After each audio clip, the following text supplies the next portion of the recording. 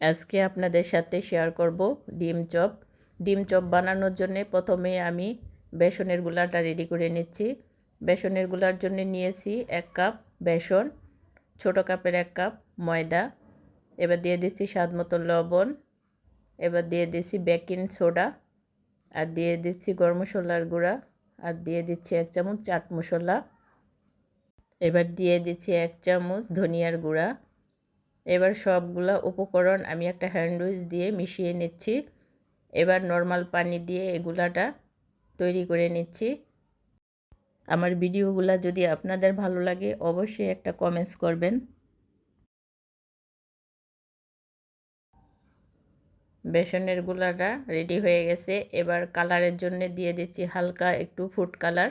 কালারটা অপশনাল, আপনারা এটা চাইলে বাদ দিতে পারেন। আমি দিলাম, একটু কালারটা দিলে দেখতে সুন্দর লাগবে। আমার বেসনের গুলাটা রেডি করা হয়ে গেছে। এবার হাতের আঙ্গুলের সাহায্যে আপনাদের দেখাচ্ছি এর ঘনত্বটা কেমন হবে। এবার আমি 3টা আলু নিয়েছি। আলু 3টা সিদ্ধ করে ম্যাশ করে নিব। আলু 3টা সিদ্ধ করে আমি ম্যাশ করে নিয়েছি। এবার এর পুরটা রেডি করে নিব। এজন্যে ভাজা মরিচ নিয়েছি আর কাঁচা পেঁয়াজ নিয়েছি। এগুলা লবণের সাহায্যে সুন্দর করে একটু ডলে নিব। এবার দিয়ে দিব কিছু পেঁয়াজ ব্রেস্তা। এবার এগুলো মিশিয়ে নিচ্ছি। এবার দিয়ে দিব ম্যাগি মশলা আর একটু গরম মশলা। এবার এগুলো মিশিয়ে নিয়ে এবার আলুর ম্যাশ করা আলুটা দিয়ে দিচ্ছি। এবার সবগুলা একসাথে মেখে নিচ্ছি। আমি 2টা ডিম সিদ্ধ করে 8 ভাগ করে নিয়েছি। এবার এই আলুর মধ্যে এই ডিমের পিসগুলা দিয়ে এভাবে মুড়িয়ে নিব।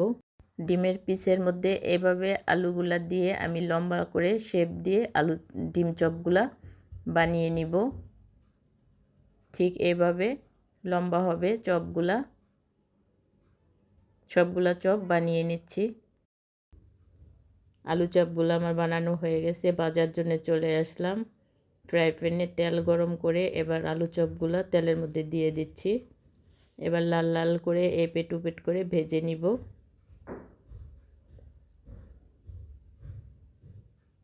চপগুলা আমার ভাজা হয়ে গেছে। এবার একটা ছাঁকনির সাহায্যে চপগুলা আমি একটা প্লেটে তুলে নিচ্ছি এবং পরিবেশন করে আপনাদের দেখাচ্ছি কত সুন্দর। দেখেন ভিতরটা কত সুন্দর হয়েছে। খেতে আশা করি ভালো লাগবে। সবাই ভালো থাকবেন।